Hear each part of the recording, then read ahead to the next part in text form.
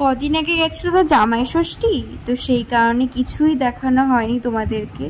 জামাই ষষ্ঠী বলতে কিছু আয়োজন করা হয়েছিল বাড়িতে, কয়েকজন জামাই মানুষদেরকে পেট ভরে খাওয়ানো হয়েছিল, বিভিন্ন রকম ফল মিষ্টি দিয়ে পেট পুজো করা হয়েছে। তার সাথে সাথে দেখো রান্না বান্নার আয়োজন, কত আয়োজন ওই দিনকে, তোমাদের সবটাই দেখাবো।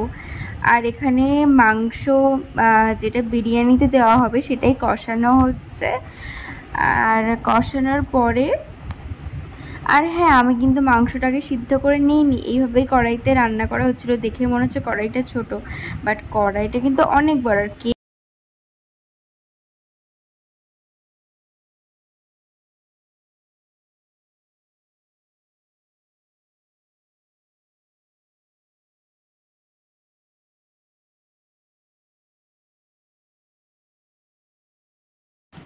আর আর এইদিকে আমি বিরিয়ানি মাংসতে জল ঢেলে দিয়ে তারপরে রেডি করে নিয়েছি। তারপরে বিরিয়ানির জন্য দেখো আমি এখানে সব কিছু তৈরি করছি।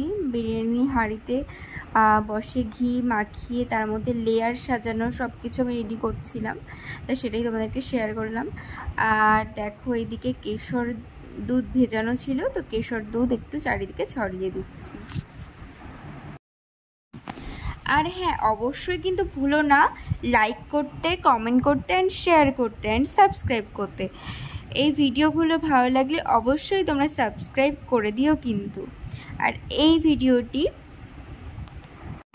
আশা করি তোমাদের ভালো লাগবে। আর তোমাদের বাড়িতে জামাই ষষ্ঠীতে কী কী মেনু হলো আর জামাই ষষ্ঠী তোমাদের বাড়িতে কেমনভাবে পালন হয় সেটা অবশ্যই তোমরা আমাকে জানিও কমেন্ট বক্সে। তো আজকের জন্য এইটুকুই। তোমরা ভালো থেকো, সুস্থ থেকো।